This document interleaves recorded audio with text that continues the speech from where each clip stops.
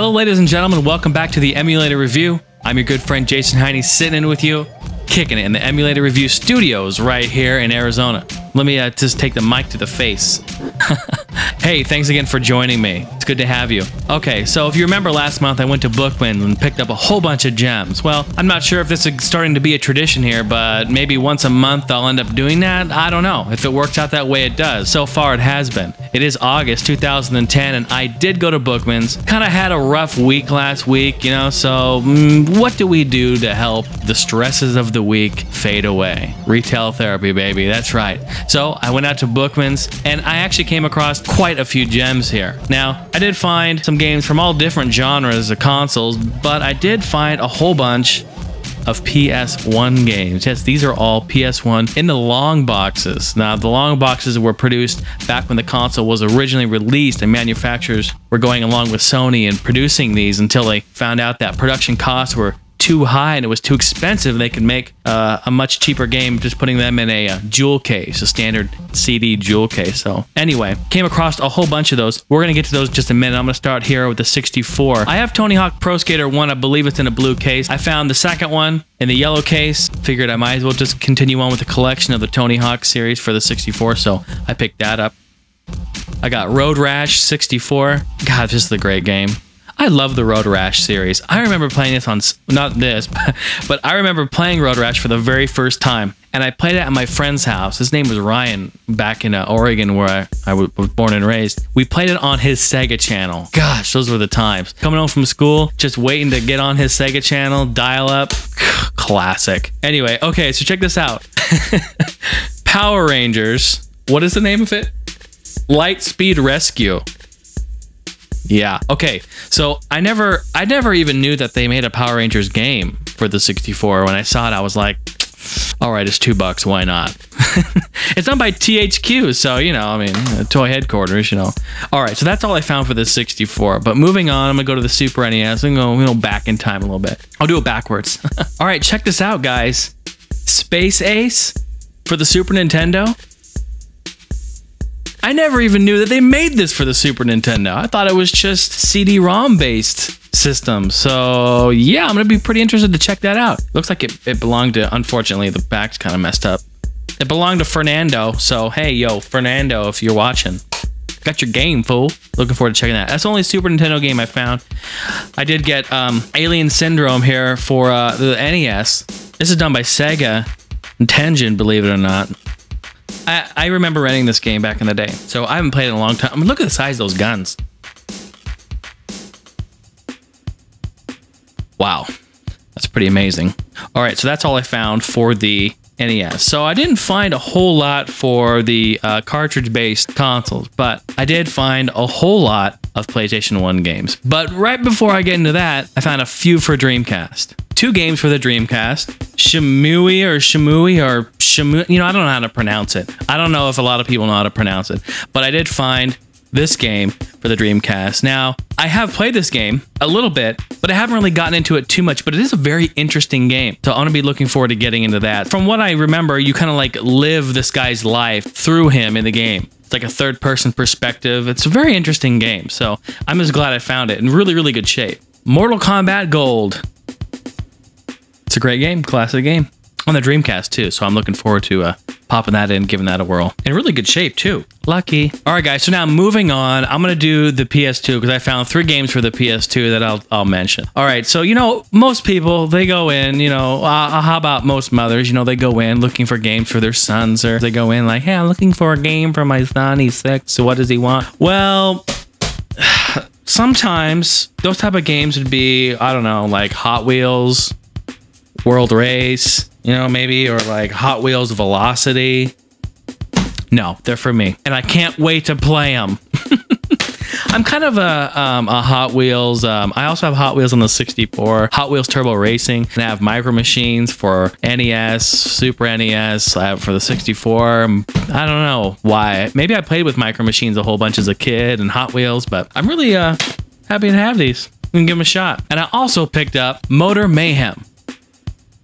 Now, I've never played this game. I've never actually even seen it. From the back of it, it looks like, kind of looks like a poor man's Twisted Metal. That's kind of hard to see, I know, but Anyway, you see the vehicles there. It's like, you know, they've got guns and cannons and all kinds of stuff shooting off left and right. So, gonna check that out. All right, ladies and gentlemen, let's go down the stack of PS1 titles that I have here in the jewel cases. I'm saving the best for last if you haven't already figured that out. All right, so here we go. Test Drive 5, the original Black Label. ESPN2 Extreme, the Greatest Hits edition. Ooh, this is a good one. Area 51, done by Midway. Yeah, that's a good one here. I mean, look at that. Black Label, it's flawless. This is also, you can see on the back, mouse compatible. It's not going to zoom. This game does have support for the PlayStation mouse, if you've got that rare item. Oh, do we see a trend here? Road Rash 3D. That's right. Awesome. Another Black Label and the Greatest Hits edition. Oh, yes, that's right. You know, I just did Destruction Derby, right? Well, I already have this game, but I couldn't pass it up. Destruction Derby 2, original Black Label. Look at that. I always love looking at them. Oh, this is a good one too, you guys. A collection of Activision classic games for the Atari 2600. Has over 30 games. This is actually a really, really good find. I mean, we've got boxing, Grand Prix, Freeway, River Raid, Sequest, skiing, hockey, Kaboom, Dragster. I mean, Pitfall, just tennis, Stampede. It's got all kinds of awesome games. So this is quite a gem right here in the Greatest Hits. Another Greatest Hits edition I found, the original Twisted Metal.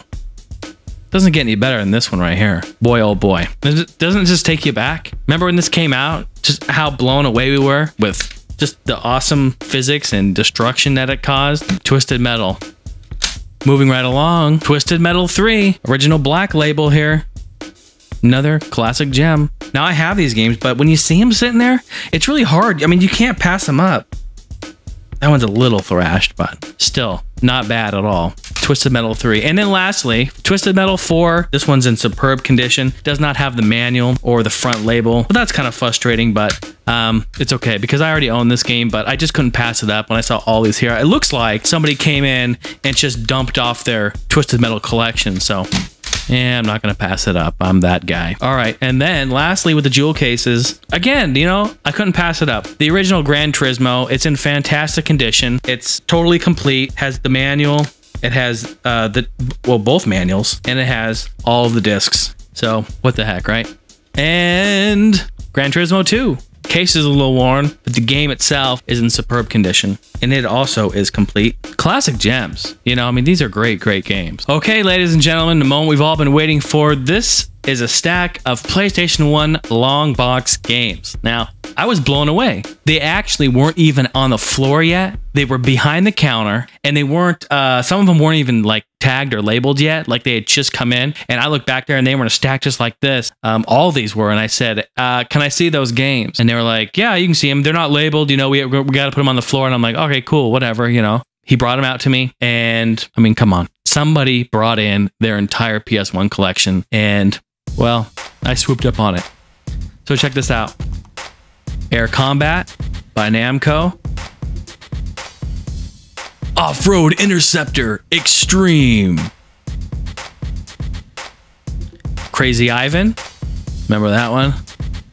Boy, that is a fun one. And you know what? And I want to mention too, all these games except for one or two. I don't remember which one it is, but all these games except for one or two are complete with these I mean, look at this manual. I mean, this thing is mint condition. I mean, it obviously would, you know, it just sat inside here. Crazy Ivan. Oh, Interplay's Siberia. Jupiter Strike by Acclaim. Thunderstrike. Oh yeah, we're getting crazy now. Music is the Weapon. Revolution X for the PlayStation 1. Done by Midway and Acclaim. Check that out. Awesome. Oh yeah, I remember playing this game. And this one, look at this. This one even has the little foam insert that goes between it. This is the one. Has the foam insert, right? But no manual. Go figure. But pretty awesome. Assault rigs. Don't these boxes just look awesome? I mean, God, you know? These are just, they're so cool to have. Shockwave Assault. Look at that old school Electronic Art logo. That's some old school shisa. Okay, I went in looking for this game. I wasn't looking for it in the long box. I was looking for it in just any form, a jewel case or whatever. And I got very lucky to have found it. This was a really popular game when the PS1 first came out. ESPN2 Extreme Games. I can't tell you how many hours I spent playing this game. Manual, the game included, in really good shape, long box. And you know what? I think only one of these has a crack on it. It's the air combat on the side. Other than that, I mean, these jewel cases are in really, really good shape. Okay, winding down here. I have this game in a jewel case, but I do not have it in the long box. I played the snot out of this game. This is Warhawk.